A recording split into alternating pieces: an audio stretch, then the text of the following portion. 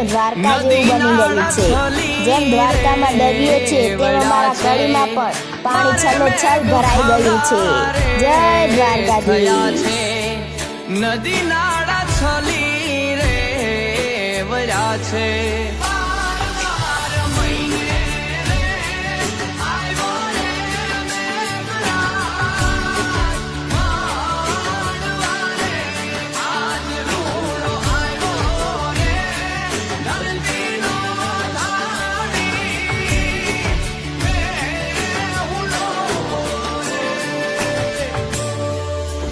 ઘનઘોર